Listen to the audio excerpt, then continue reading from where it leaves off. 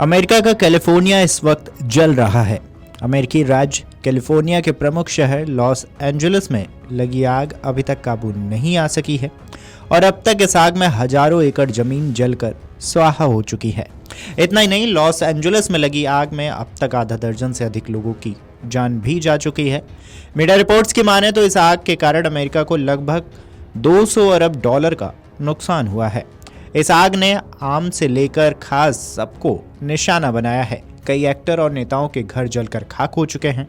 चिंता की बात यह है कि लाख कोशिशों और संसाधनों के बावजूद आग को काबू नहीं किया जा सका है। अब इस घटना पर वैज्ञानिकों ने खुलासा किया है कि लॉस एंजलिस की आग इतनी क्यों फैली और क्या वजह रही है, जिसके बाद इस पर अभी तक काबू नहीं पाया जा सका है।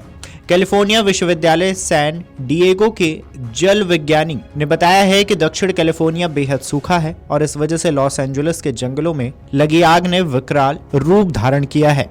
वैज्ञानिकों ने बताया कि जनवरी की शुरुआत में दक्षिण कैलिफोर्निया के अधिकांश हिस्सों में मिट्टी की नमी का स्तर 2% के ऐतिहासिक तौर पर कम रहा है। बता दें कि कैलिफोर्निया में अक्टूबर के महीने में बारिश का मौसम होता है, लेकिन इस बार बारिश बेहद कम हुई है। इसके चलते राज्य के प्राकृतिक जल स्रोत सूख गए हैं। वैज्ञानिकों ने बताया है कि हवा के गर्म और शुष्क होने पर वाष्पोत्सर्जन और वाष्पीकरण के चलते पौधों और मिट्टी से भी पानी सूख गया है। इससे जंगल सूख गया और यही आग के तेजी से फैलने का कारण बना है। अब आग के बाद हालात और बदतर हो जाएंगे। ऐसे में वैज्ञानिकों ने आने वाले दिनों को लेकर चेतावनी भी दी है और कहा है कि कैलिफोर्निया में सूखा पड़ने की आशंका है। हालांकि 1 या 2 बार अच्छी बारिश के बाद ही हालात बदल सकते हैं। शक्तिशाली सांता एना हवाओं ने भी लॉस एंजलिस की आग को भड़काने में अहम भूमिका निभाई है। 10 जनवरी तक इस आग से कई स्कूल सहित हजारों घर और अन्य संरचनाएं जल चुकी थी और कम से कम 10 लोग मारे जा चुके हैं।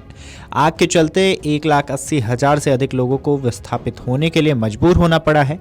सांता एना हवाएं शुष्क शक्तिशाली हवा है जो पहाड़ों से दक्षिण कैलिफोर्निया तट की ओर बहती है।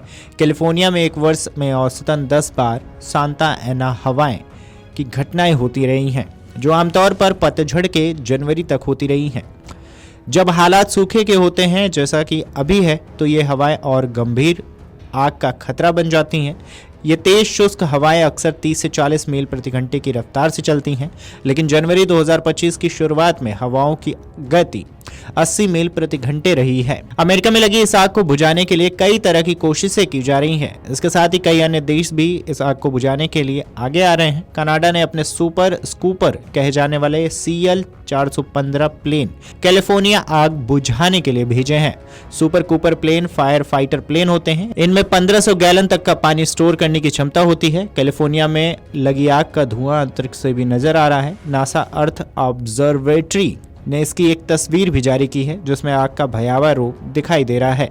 हेलीकॉप्टरों और विमानों से आग पर काबू पाने की कोशिशें जारी हैं, लेकिन तेज हवाओं और उनकी दिशा बदलने की वजह से आग अलग अलग जगहों पर फैल रही है। इससे इलाके में करीबन 160 किलोमीटर प्रति घंटा की रफ्तार से तेज हवाएं चल रही हैं, जिससे आग को कंट्रोल करना मुश्किल होता जा रहा है। लॉस एंजलिस में आग से कई कम्युनिटी सेंटर्स और धर्मस्थल पूरी तरह से स्वाहा भी हो चुके हैं।